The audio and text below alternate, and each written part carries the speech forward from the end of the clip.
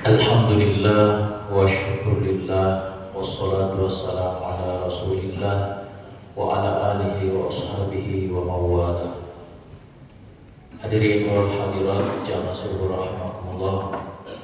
Kembali lagi kami mengajak kita semua untuk sama-sama bersyukur kepada Allah Subhanahu wa taala dengan melafazkan kalimat hamdalah alhamdulillahirabbil alamin.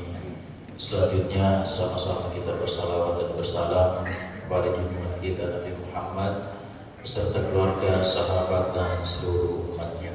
Allahumma sholli wa sallim wa barik ala sayyidina Muhammad wa ala alihi wa ashabihi wa ummatihi ajma'in. Amma ba'd. Hadirin wal hadirat jamaah subuh rahimakumullah. Insyaallah pada subuh hari ini kita lanjutkan kembali pembahasan kita tentang makna atau hikmah di balik perjalanan Rasulullah SAW bertemu dengan beberapa nabi saat beliau melakukan mi'raj untuk menerima perintah sholat 5 waktu.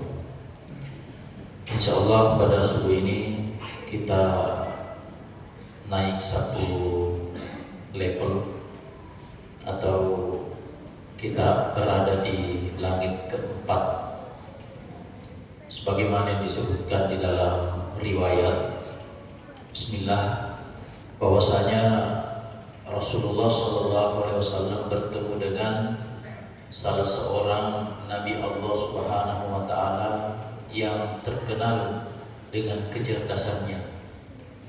Beliau adalah Nabi Idris alaihissalam. Nabi Idris ini dikenal cerdas baik di kalangan umat muslim maupun di kalangan non-muslim.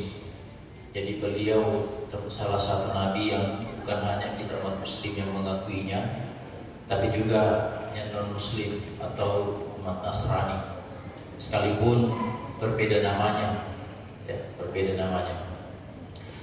Di Islam kita meyakini bahwa Nabi Idris ini adalah nabi penemu mesin jahit. Beliau bahkan manusia pertama yang menggunakan pena atau pulpen menulis. Beliau juga terkenal dengan atau sebagai penemu ilmu astronomi.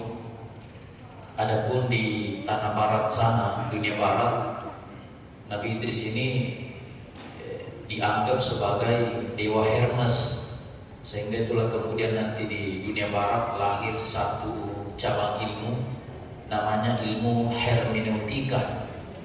Jadi hermeneutika ini adalah salah satu ilmu bagaimana cara menafsirkan kitab Bible atau kitab sucinya saudara-saudara kita non-muslim dari kaum Nasrani. Hanya saja ilmu ini, hermeneutika ini sedang dikembangkan sampai hari ini, lalu kemudian digunakan juga untuk mengkaji Al-Quran, sekalipun banyak ulama yang membantahnya bahwa ilmu hermeneutika itu tidak cocok dengan Al-Quran. Tapi terlepas daripada hal itu jamaah subuh rahimakumullah, satu poin penting yang ingin kami sampaikan pada kesempatan ini adalah bahwa Nabi Idris alaihissalam itu adalah nabi yang sangat luar biasa cerdasnya. Kalau kita berbicara masalah kecerdasan, berarti bahwa beliau ini adalah nabi yang sangat luas pengetahuannya. Nah, oleh karena hal tersebut, sekalipun bagaimanapun luasnya ilmu pengetahuan daripada Nabi Idris alaihissalam, tentunya Allah Subhanahu wa taala jauh lebih besar, lebih luas lagi pengetahuannya. Karena Allah Subhanahu wa taala berpredikat alim. Alim ini adalah sigat muntahal jumu yang berarti bahwa Allah Subhanahu wa taala itu maha mengetahui. Sehingga karena maha mengetahuinya Allah Subhanahu wa taala, itu tidak ada yang lepas dari pengetahuan Allah. Tidak terbatas pengetahuan Allah. Di dalam Al-Quran Allah Subhanahu wa taala tegaskan, a'udzubillahi minasyaitonir rajim, wa indahu mafatihul ghaib bahwasanya semua kunci segala hal yang sifatnya gaib indahu itu ada di sisi Allah Subhanahu wa taala. Wa ya'lamu ma fil barri wal bahri. Allah Subhanahu wa taala mengetahui semua kejadian yang terjadi di daratan wal bahri, dan juga semua apa yang terjadi di lautan. Apa yang manusia lakukan saat ini, detik ini, tadi, kemarin, besok, lusa, apa yang dilakukan oleh hewan, semua diketahui oleh Allah. Begitu pula yang terjadi di lautan sana, Allah Subhanahu wa taala juga tahu. Wa ya'lamu ma fil barri wal bahri. Bahkan lanjutan ayat tersebut, wa ma tasqutu min waraqatin illa ya'lamuha. Tidak ada satupun dedaunan yang kering yang jatuh dari sebuah pohon illa ya'lamuha, kecuali Allah Subhanahu wa taala juga tahu. Wala habbatin fi dhulumatil ardh. Bahkan biji-bijian yang tumbuh di dalam sebuah tempat yang sangat gelap gulita, itu juga Allah Subhanahu wa taala tahu. Bahkan wala ratbin wala yabisin illa fi kitabim mubin. Termasuk segala benda yang hari ini, saat ini, kapanpun itu, yang kering dan basah, semua berada di dalam kitab Allah yang nyata. Artinya apa? Tidak ada satupun kejadian yang terjadi di dunia ini, dimanapun itu berada, kecuali semuanya diketahui dengan pasti oleh Allah Subhanahu wa taala. Maka termasuk kita manusia, apa yang kita lakukan dalam kehidupan kita, kemana kaki kita melangkah, digunakan mengambil apa tangan kita, digunakan mengatakan apa lisan kita, digunakan mendengarkan apa telinga kita, digunakan melihat apa mata kita, bahkan gerakan hati kita, itu semua diketahui oleh Allah Subhanahu wa taala. Lalu kemudian bagaimana mungkin kita masih melakukan hal-hal yang dibencinya ketika kita sadar bahwa sesungguhnya kita ini adalah hamba yang senantiasa berada dalam pengawasan Allah Subhanahu wa taala. Makanya kan kemudian Nabi kita sallallahu alaihi wasallam menyebutkan di dalam salah sebuah hadis yang cukup panjang, ketika malaikat Jibril bertanya kepada Nabi apa itu ihsan. Lalu kemudian malaikat Jibril sendiri yang memberikan jawaban dengan mengatakan anta'budullah ka'annaka tarah. Adalah engkau menyembah Allah seakan-akan engkau melihatnya. Fa in lam takun tarahu fa innahu yarak. Akan tetapi jika engkau tidak mampu melakukan yang tadi seakan-akan engkau melihat Allah, fa innahu yarak, yakin bahwa pasti Allah Subhanahu wa taala melihatnya. Artinya apa yang kita lakukan saat kita melakukan ibadah, dan bukan hanya ibadah sebenarnya, ibadah sholat sebenarnya, melainkan semua jenis perbuatan, khususnya perbuatan-perbuatan baik yang kita lakukan di dunia ini, itu semua berada dalam pengawasan Allah Subhanahu wa taala. Maka sesatinya seorang hamba yang paham dengan baik tentang Tuhannya, maka setiap kali dia melakukan kebaikan, dia akan senantiasa mengikut sertakan Allah Subhanahu wa taala dalam urusannya. Makanya di awal-awal pembahasan kita membahas tentang bismillah.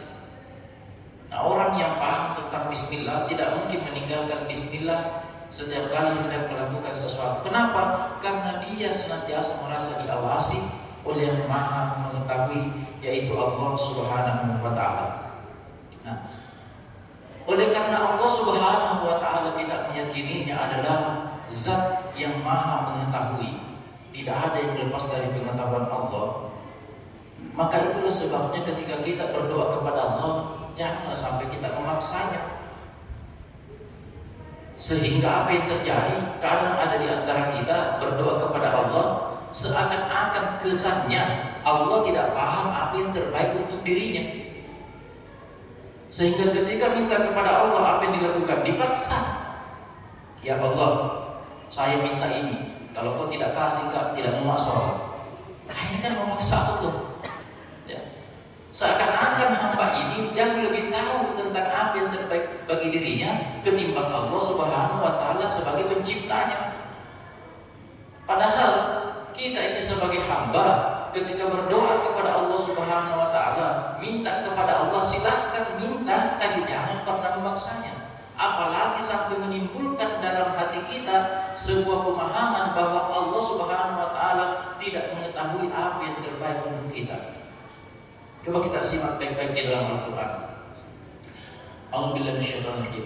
Asa an takrahu syai'a wa huwa khairul lakum. Kata Allah Subhanahu wa taala, wahai kaum manusia, ada kalanya kalian membenci sesuatu, kalian menganggap sesuatu itu buruk, wa huwa khairul lakum, padahal sesungguhnya sesuatu yang kalian anggap buruk itu adalah yang terbaik ketika kalian memilikinya. Wa asa an tuhibbu syai'a wa huwa syarrul lakum. Begitu pula dengan sebaliknya. Kalian manusia, kata Allah, ada kalanya kalian mengira sesuatu itu sangat-sangat baik apabila kalian miliki, padahal sesungguhnya menurut perspektif Allah syarrul lakum, itu justru suatu hal yang tidak baik. Maka itulah kemudian sekali lagi ulama-ulama kita mengajarkan bagaimana ketika kita berdoa kepada Allah jangan sampai kita memaksanya. Umar karramallahu wajhah, Umar radhiyallahu anhu itu juga sering berdoa kepada Allah. Bahkan ada sebuah doanya Umar yang agak unik. Ketika beliau jatuh hati pada seorang gadis, ya, ini dijadikan oleh anak-anak muda sebagai cendekiawan. Ya. Doanya Umar bilang begini, ya Allah, aku senang perempuan itu, aku ada rasa terhadap perempuan itu. Tetapi ya Allah, kabulkanlah permintaanku ini sekiranya perempuan ini baik untuk dunia dan akhiratku. Nah, ini penegasannya di belakang. Jika si perempuan ini baik untuk dunia dan akhiratku, jadikan dia sebagai pasanganku. Tetapi jika dia tidak baik untuk dunia dan akhiratku, jauhkan dia dari ya Allah, hilangkan rasa ini dari dia ya Allah. Beda anak muda sekarang.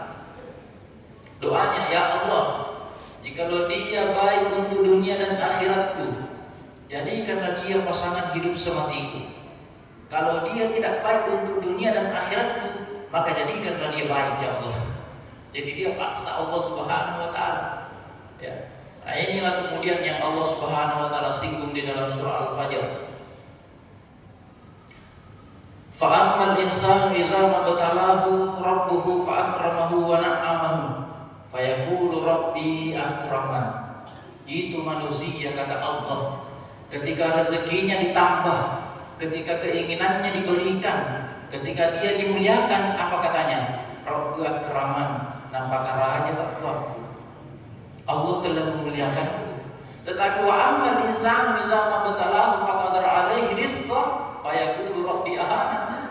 Tetapi ketika Allah Subhanahu wa taala mengurangi rezekinya, bulan lalu penghasilannya 10 juta, tapi kemudian bulan ini berkurang hanya sampai 7 juta, apa dia bilang? Rabbi ahana, nampaknya Tuhan agak kuatku. Seakan-akan dia menganggap bahwa banyaknya rezeki itu adalah tolak ukur Allah memuliakannya, sehingga ketika berkurang rezekinya dianggapnya lah itu adalah siksaan Allah Subhanahu wa taala. Padahal sekali lagi jamaah syukur rahimakumullah, orang-orang yang bermakrifat kepadanya paham bahwa Allah tahu apa yang terbaik bagi dirinya, dia tidak akan pernah kecewa, dia tidak akan pernah merasa sedih, bahkan marah pun tidak akan terjadi pada diri orang tersebut. Mengapa? Karena konsepnya hanya dua, berusaha semaksimal mungkin, yang kedua tawakal kepadanya apapun yang telah ditentukannya. Hadirin jamaah subuh rahimakumullah. Bahkan kalau kita lihat di dalam beberapa riwayat 5, 10, sudah 15, sedikit lagi Bapak Ibu ya, kita tuntaskan pembahasan ini karena besok kita harus pindah pembahasan.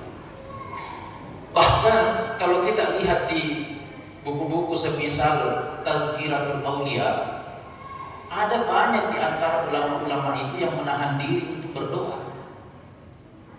Tidak mau mereka berdoa kepada Allah. Kenapa mereka tidak mau berdoa kepada Allah? Karena keyakinannya, untuk apa sih berdoa? Nah, Allah sudah tahu apa kebutuhan saya. Sehingga ketika pun mereka berdoa, itu doanya hanya semata-mata untuk apa? Penghambaan diri kepada Allah. Hanya semata-mata penghambaan. Sehingga kemudian jangankan berdoa kepada Allah Subhanahu wa taala, terbesit di dalam hatinya untuk meminta sesuatu itu pun kadang tidak ada.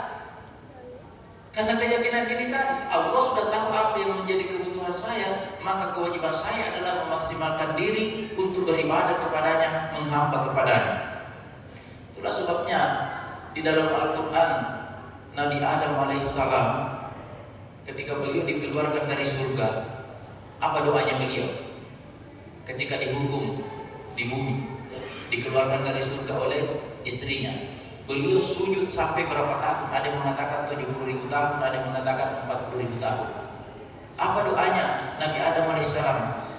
Doanya Nabi Adam tak lain dan tak bukan hanyalah menyesali kesalahannya.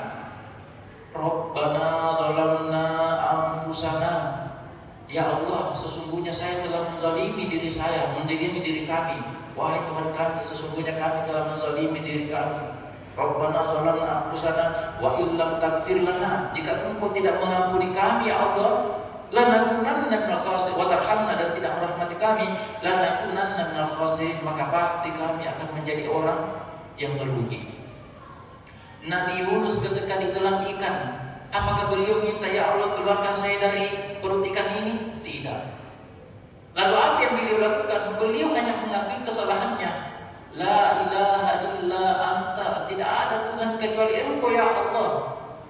Subhanaka inni kuntu minadh dhalimin. Beliau juga mengakui bahwa dirinya salah. Ini sesungguhnya mengandung sebuah makna bahwa nabi-nabi Allah Subhanahu wa taala berdoa kepada Allah Subhanahu wa taala itu hanya dengan doa-doa mengakui bahwa dirinya telah berbuat kesalahan. Nah, ini sesungguhnya juga informasi sekaligus ajaran bagi kita umat-umat belakangan bahwa tidak selamanya ketika Allah Subhanahu wa taala menimpakan musibah kepada kita lalu kemudian kita serta-merta meminta Allah bersegera mengangkat musibah itu. Tapi kemudian lupa untuk istighfar. Nah, ini kan yang banyak terjadi. Coba kita lihat ketika kemarin COVID-19. Semua orang berdoa, ya Allah angkat ini, angkat penyakit ini, angkat penyakit ini. Padahal apa kata Ali bin Abi Thalib? La tanzilul musibatu illa bizunubin. Musibah itu tidak turun kecuali karena dosa. Wala yurfa'u, dan dosa itu turfa'u tidak akan diangkat illa istighfar, kecuali dengan istighfar, ditaubatin, kecuali dengan taubat.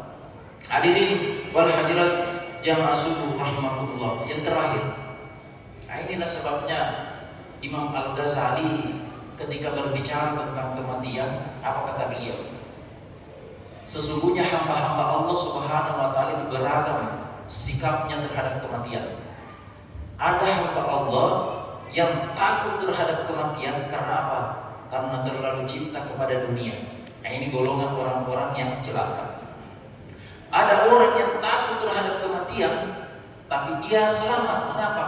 Karena takutnya atas kematian, dia merasa bahwa amalnya belum cukup, istighfarnya tidak cukup, belum bisa memastikan tempatnya nanti di hari kiamat apakah masuk surga atau neraka. Ini masih termasuk golongan orang selamat.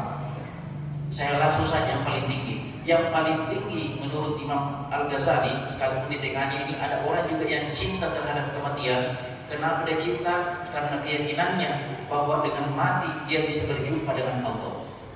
Tapi ada level yang paling atas. Apa menurut Imam Al-Ghazali?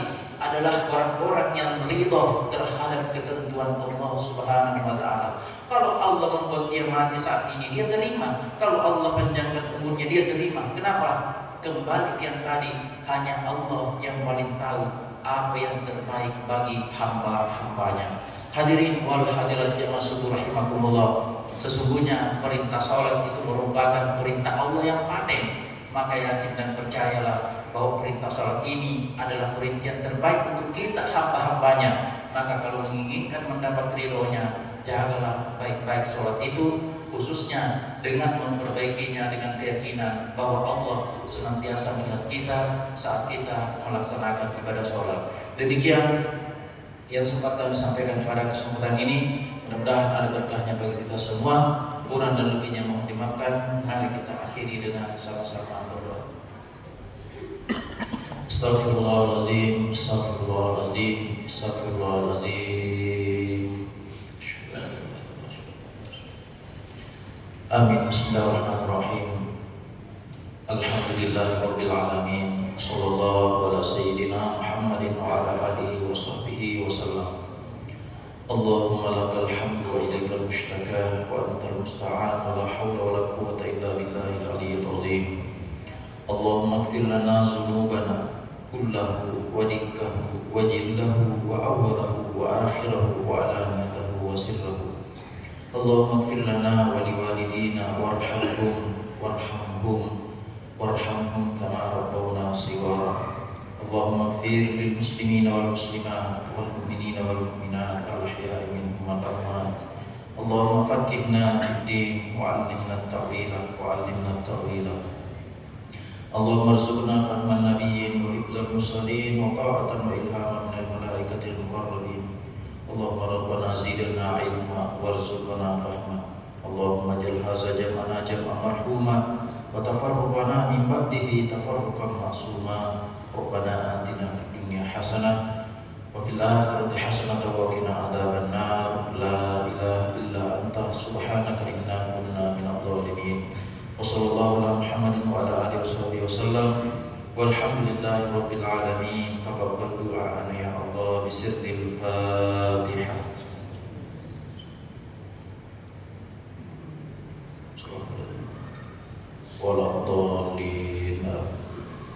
Wassalamualaikum warahmatullahi wabarakatuh.